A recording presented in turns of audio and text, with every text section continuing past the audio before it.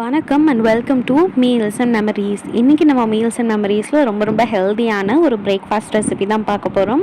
வேறு ஒன்றும் இல்லைங்க, ராகி புட்டு தான் எப்படி பண்ணுறதுன்னு பார்க்க போகிறோம். ரொம்ப ஈஸியாக பண்ணிடலாம், அதே சமயம் ரொம்ப ஹெல்த்தியான ரெசிபியும் கூட. ஃபஸ்ட்டு ஒரு அகலமான பாத்திரம் எடுத்துக்கிட்டு அதில் ஒரு 1/2 கிலோ அளவு ராகி மாவு சேர்த்துக்கிறேன். கூடவே கொஞ்சமாக தூள் உப்பு சேர்த்துக்கிறேன். உப்பு சேர்த்துட்டு நல்லா ஒரு டைம் கலந்து விட்டுறேன். இப்போ நல்லா கலந்ததுக்கப்புறமா நம்ம தண்ணி சேர்த்து மாவு பிசைய ஆரம்பிச்சிடலாம். கொஞ்சம் கொஞ்சமாக தண்ணி சேர்த்து நம்ம மாவை பிசைஞ்சிட்டே வரணும்.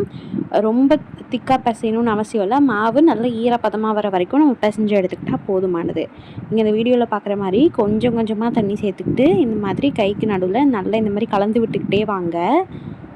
அதிகமாக தண்ணி சேர்த்துற வேணாம். ஸோ இந்த மாதிரி கொஞ்சம் கொஞ்சமாக கலந்துட்டு சேர்த்துக்கிட்டே வாங்க.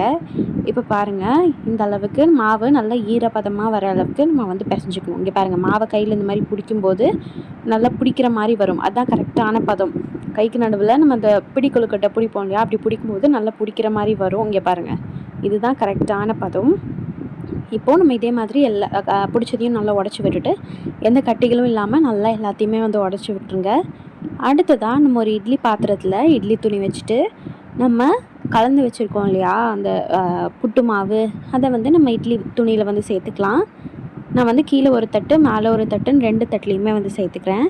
ஸோ புட்டு மாவு ஃபுல்லாக சேர்த்துடலாம். சேர்த்துட்டு நம்ம 20 நிமிஷம் போல் இதை நம்ம வேக வச்சு எடுத்துக்கணும். இதே மாதிரி மேலே இட்லி தட்டும் வச்சுட்டு அதுலேயும் நான் புட்டு மாவை சேர்த்துக்கிறேன். ஃபுல்லாக சேர்த்துட்டு இது கரெக்டாக இருந்தது, மேலே ஒரு தட்டுக்கும் கீழே ஒரு தட்டுக்கும். ஸோ நல்லா சேர்த்துட்டு நம்ம மூடி போட்டு 20 நிமிஷம் போல் நம்ம வேக வச்சு எடுத்துக்கலாம்.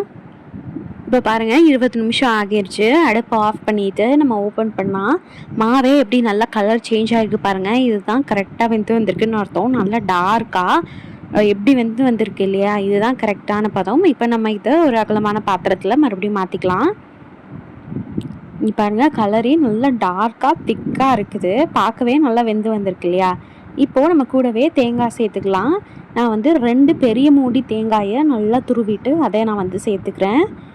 அடுத்ததாக இனிப்புக்காக ஒரு டம்ளர் அளவு நாட்டு சக்கரை சேர்த்துக்கிறேன். நீங்கள் வெல்லம் இருந்ததுன்னா உடச்ச வெல்லத்தையும் சேர்த்துக்கலாம்.